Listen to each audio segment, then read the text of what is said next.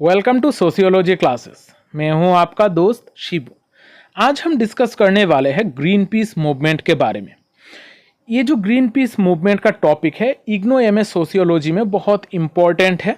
यहाँ पर इसके साथ साथ हम political science, environmental issues, environmental sciences, इन सारे जगहों पर ग्रीन पीस मूवमेंट के बारे में पढ़ते हैं। अब ग्रीन पीस मूवमेंट क्या है, इसका ओरिजिन एंड ग्रोथ के बारे में हम यहाँ पर जानेंगे। इसका मेजर ऑब्जेक्टिव क्या था और ये अपने ऑब्जेक्टिव को कौन से वो ऑब्जेक्टिव है जिनको वो अचीव करने में कामयाब हुआ था, ये भी जानेंगे। फिर आखिर में हम देखेंगे relevance to the contemporary world.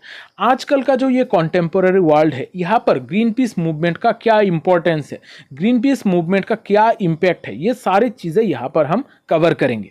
ये जो ग्रीन पीस मूवमेंट का क्लास है, इसका पीडीएफ आप लोगों को मेरे टेलीग्राम चैनल पे मिल जाएगा। आप लोग टेलीग्राम चैनल ज़रूर ज्वाइन कीजिएगा। वहाँ पर बहुत सारे और भी पीडीएफ्स वहाँ पर अवेलेबल है, बहुत सारी चीज़ें वहाँ पर इंफॉर्मेशन आपको वहाँ पर भी मिल जाएगा। तो यहाँ पर हम ग्रीन पीस मूवमेंट का क्लास का शुरुआत करते हैं। ग्रीन पीस मूवमेंट स्टार्ट हुआ था 1971 में वैनकूवर कनाडा में।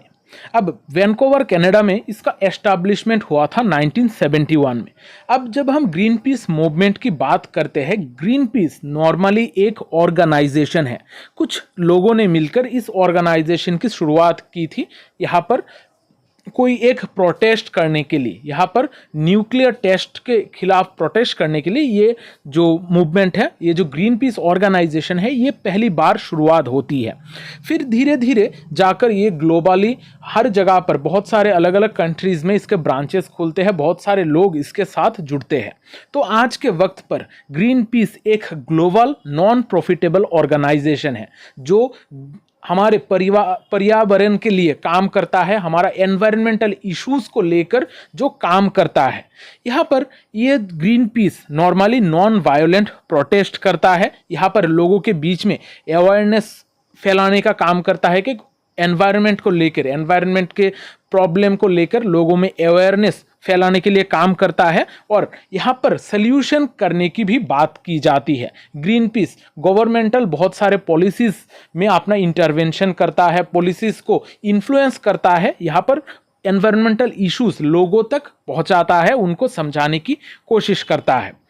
तो ये जो ग्रीन पीस मूवमेंट है, हम यहाँ पर ग्लोबली वर्ल्ड के अलग अलग जगहों पर ग्रीन पीस मूवमेंट देख सकते हैं। ग्रीन पीस ऑर्गेनाइजेशन के ब्रांचेस वहाँ पर अलग अलग कंट्रीज़ में हैं। अब यहाँ पर इतना बड़ा ऑर्गेनाइजेशन है, आपको अमूमन लग सकता है कि इसका जो फंडिंग है, इसको पैसे की भी ज़रूरत पड़ती है। तो अमूमन लग सकता है कि ये बहुत सारे बड़े बड़े जो लोग हैं उनसे ये फंडिंग लेता है, लेकिन ऐसा नहीं है। ग्रीन पीस जो है वो काम करता है अपने खुद के लोगों के द्वारा। जो भी लोग इसके मेंबर्स है वो खुद से यहाँ पर फंडिंग करते हैं। यहाँ पर इंडिविजुअल डोनेशन और ग्रांट्स के जरिए ग्रीन पीस ऑर्गेनाइजेशन चलता है और इनका जो मूवमेंट है वो रन करता है इन्हीं सारे फंडिंग के द्वारा। ये बाहर के कोई भी जो गवर्नमेंट है, गवर्नमेंट से कोई फंडिंग नहीं लेता है, कॉरपोरेशन से भी नहीं लेता है और कोई भी पॉलिटिकल पार्टी से भी ये मनी एक्सेप्ट नहीं करता है। यानी कि ये जो बाहर के जो भी एनवायरनमेंट डिग्रेडेशन का कारण बन सकते हैं या फिर जो भी गवर्नमेंट्स है उनके द्वारा ये इन्फ्लुएंस नहीं होता है और ये खुद से अपना एनवायरनमेंट को बचाने के लिए जो भी रोल है वो प्ले कर सकता है। ये फ्री रहता है बाकी सारे जो भी प्रॉब्लमेटिक सिचुएशन है उनसे, क्योंकि ये उनसे कुछ पैसा नहीं लेता है, उनसे कोई कभी भी इन्फ्लुएंस्ड नहीं होता है। ये जो ग्रीन पीस नाम है, ये ग्रीन पीस नाम हमें दो चीज़ें समझाती है। एक है ग्रीन का मतलब है एनवायरमेंटल प्रिजर्वेशन। हमारे आसपास जो भी एनवायरनमेंट है, ग्रीन एनवायरनमेंट है, उसको हमें बचाने की ज़रूरत है और इनका जो मोटिव होता है, इनका जो तरीका होता है वो है पीस का तरीका। यहाँ पर नॉन वायलेंट एक्शन के ज़रिए वो लोग प्रोटेस्ट करते हैं। यहाँ पर कभी भी वायोलेंस का यूज़ नहीं किया जाता है। अब यहाँ पर एक पिक्चर आप देख सकते हो कि वर्ल्ड के डिफरेंट एरियाज में ये ग्रीन पीस काम करता है। जहाँ पर ग्रीन ग्रीन आप लोगों को चीज़ें दिखाई दे रही है, वर्ल्ड के ये सारे हिस्सों में ग्रीन पीस अपना योगदान देता है, यहाँ पर बहुत ज़्यादा इन्फ्लुएंशियल है। अब जब ओरिजिन एंड ग्रोथ की अगर हम बात करें, इसका स्टार्टिंग हुआ था 1971 में वैनकूवर कनाडा में। ये ग्रीन पीस की स्टार्टिंग की जाती है सिर्फ 12 लोगों के द्वारा, जो यूएस न्यूक्लियर टेस्ट को रोकने के लिए जो काम कर रहे थे। यहाँ पर यूनाइटेड स्टेट्स में एक छोटा सा आइलैंड था अलास्का में, जिसका नाम था आमचित्का आइसलैंड। यहाँ पर यूनाइटेड स्टेट्स यहाँ पर न्यूक्लियर टेस्ट करने वाला था।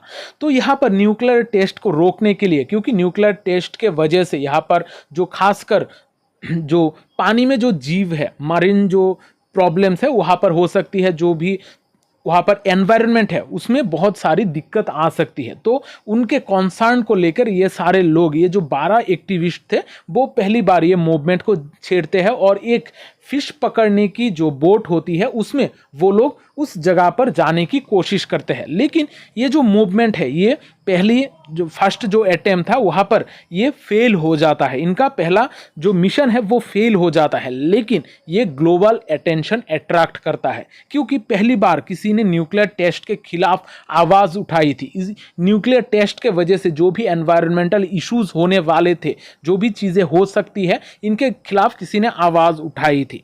तो यहाँ पर ये जो चीज़ें हैं ग्लोबल अटेंशन लेती है और इसके बाद ये जो ग्रुप है धीरे धीरे और भी ज़्यादा ग्रो करती है। लोग इसमें फंडिंग करने लगते हैं, लोग इस ग्रीन पीस ऑर्गेनाइजेशन के साथ जुड़ने लगते हैं। फिर धीरे धीरे ये जो ऑर्गेनाइजेशन है होकर बड़ा एक ग्लोबल ऑर्गेनाइजेशन बन जाता है।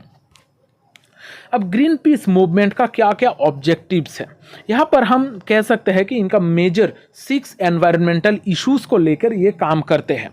Protection of oceans and forest, जो भी फॉरेस्ट है या और ओशन है, जो भी पानी के नीचे वाला जीवन है, उसके बारे में भी ये काम करते हैं। और पानी के ऊपर जो भी फॉरेस्ट लैंड है वहाँ पर भी चीज़ों को बचाने के लिए, एनवायरनमेंट की रक्षा करने के लिए, पशु पक्षी जो भी है इनको बचाने के लिए ये काम करते हैं, प्रोटेक्शन के लिए ये काम करते हैं।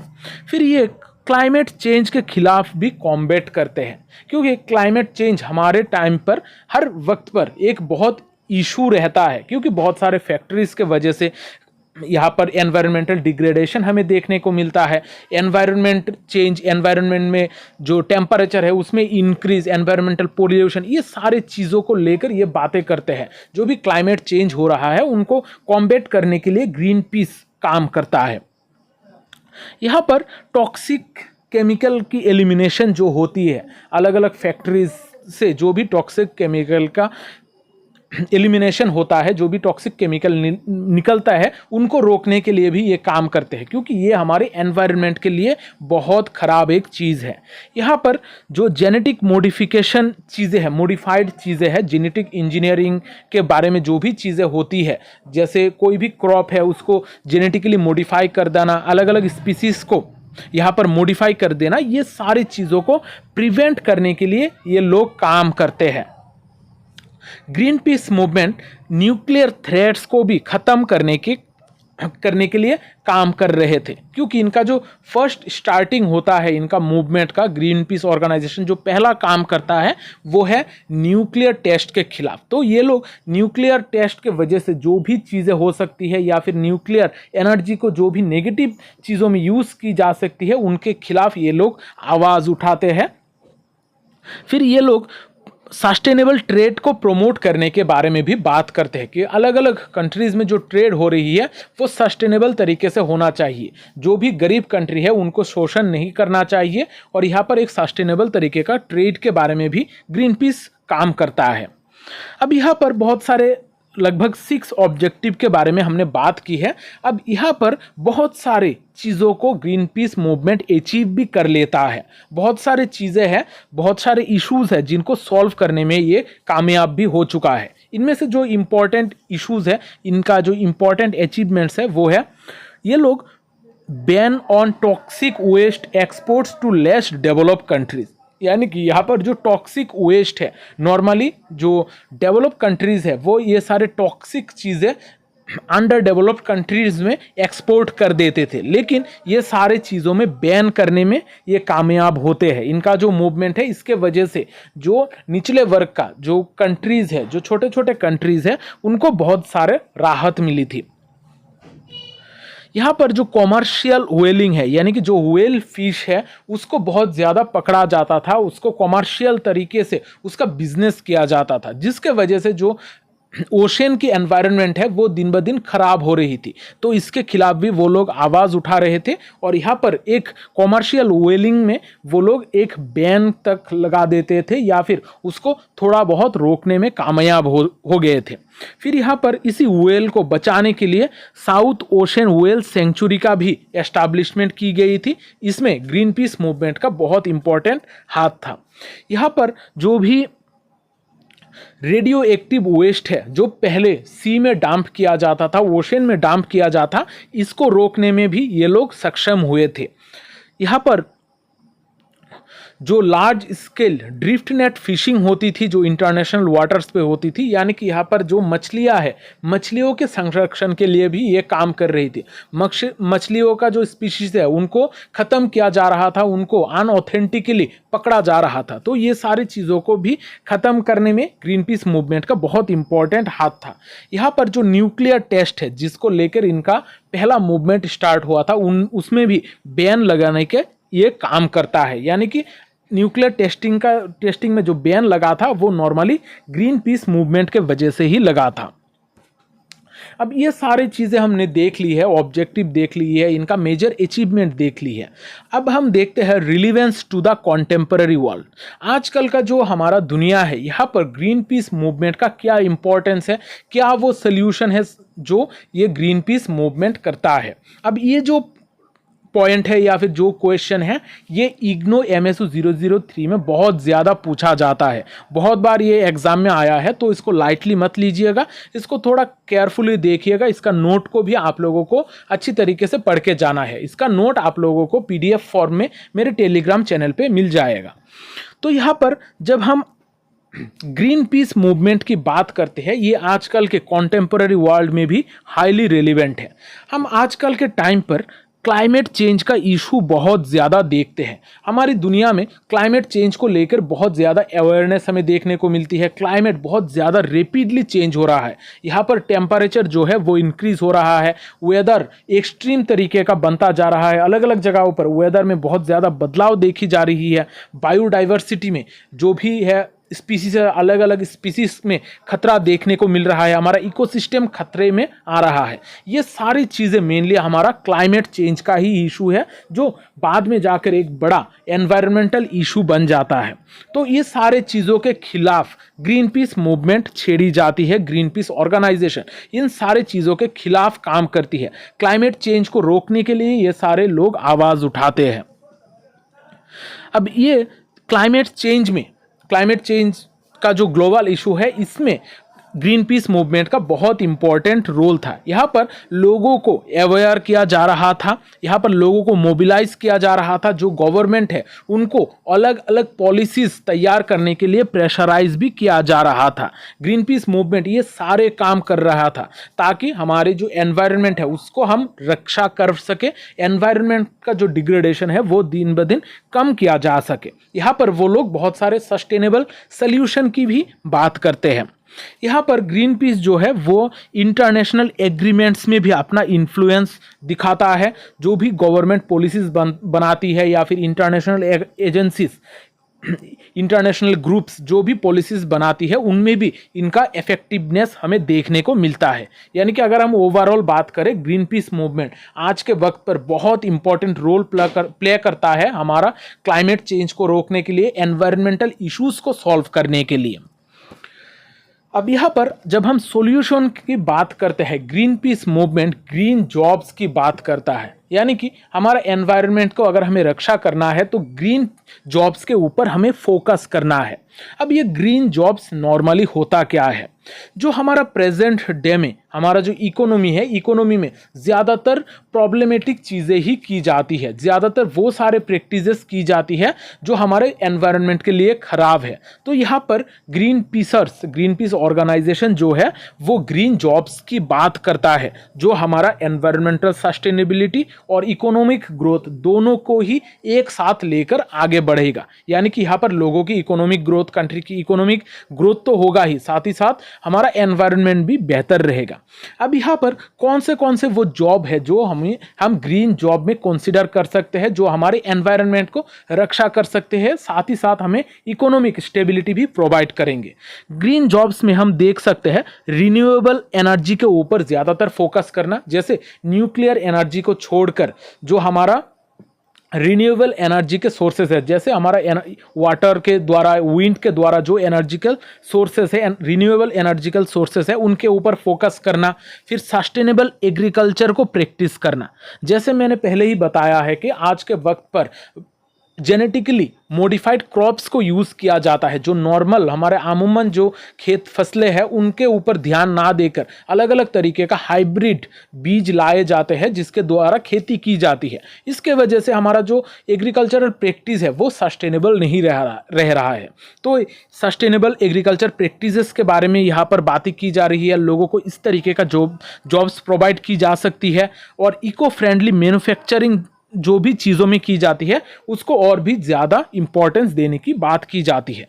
तो यहाँ पर ग्रीन जॉब्स आज के टाइम पर बहुत इंपॉर्टेंट है, जिसके बारे में ग्रीन पीस ऑर्गेनाइजेशन बातें करता है। ये जो ग्रीन पीस ऑर्गेनाइजेशन है ये जेनेटिक इंजीनियरिंग के अगेंस्ट में जाकर बात करती है। जेनेटिक इंजीनियरिंग यानी कि जो भी जेनेटिकली मॉडिफाइड क्रॉप्स या फिर स्पीसीज है वो सारी चीज़ों के ऊपर अगेंस्ट जाकर बात करता है। जो भी टॉक्सिक केमिकल है ये सारी चीज़ों को कम करने की बात करता है। तो यहाँ पर जो ह्यूमन रेस है, ह्यूमन हेल्थ को बचाने के लिए, इकोसिस्टम को बचाने के लिए जो टेक्नोलॉजिकल एडवांसमेंट है, जो अनरेगुलेटेड टेक्नोलॉजिकल एडवांसमेंट है, इसको बारे में इसका खिलाफ ये बात करता है। तो हमें टेक्नोलॉजिकल एडवांसमेंट इस तरीके से करना होगा कि हमारा पर्यावरण भी सुरक्षित रहे, जो हमारा ह्यूमन हेल्थ है, हमारा इकोलॉजिकल सिस्टम है, इकोसिस्टम है, वो सारी चीज़ें भी सही रहे। यानी कि यहाँ पर एक ओवरऑल डेवलपमेंट की बात की जाती है।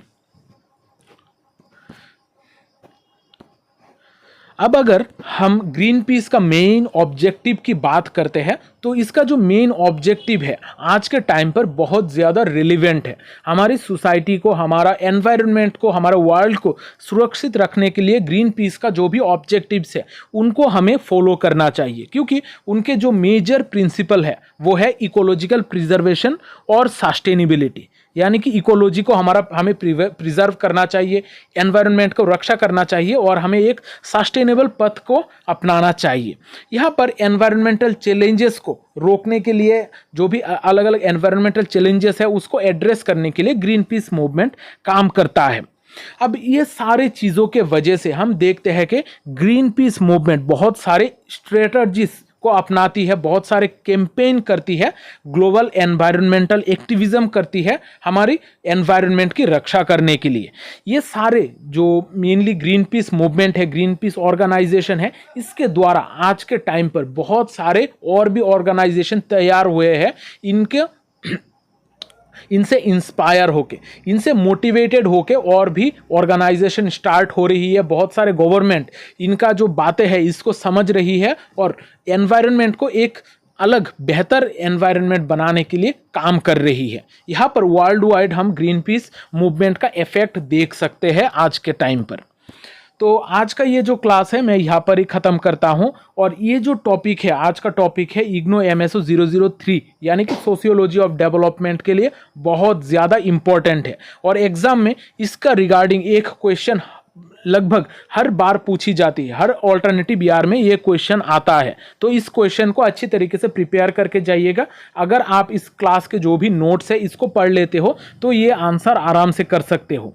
तो इसके ऊपर जो कॉन्टेम्पररी वर्ल्ड में इसका रिलेवेंस है इसके ऊपर थोड़ा ज़्यादा फोकस करना, और इसका PDF तो आप लोगों को मेरे चैनल पे मिल जाएगा, क्योंकि यहाँ पर मैं जो PDF है वो टेलीग्राम चैनल पे दे रहा हूँ, क्योंकि पेड PDF में ये सारी चीज़ें इंक्लूडेड नहीं है। तो बहुत सारे लोगों ने ये PDFs खरीद ली है, तो हर किसी को मैं सेपरेटली ये सारे नोट्स प्रोवाइड नहीं कर सकता। इस वजह से टेलीग्राम से आप लोग कृपया डाउनलोड कर लीजिएगा, जिन्होंने पेड PDF खरीद ली है, और जिन्होंने पेड PDF खरीदा नहीं है उनके लिए ये सारी चीज़ें नॉर्मली फ्री है। तो आज का ये जो क्लास अगर आप लोगों को हेल्पफुल लगा है तो चैनल को ज़रूर सब्सक्राइब कर लीजिएगा और वीडियो को लाइक और शेयर भी कर दीजिएगा, क्योंकि शेयरिंग इज़ केयरिंग। मिलते हैं अगले सेशन में, तब तक अच्छे रहिए, स्वस्थ रहिए और लोगों में प्यार बांटते रहिए। जय हिंद।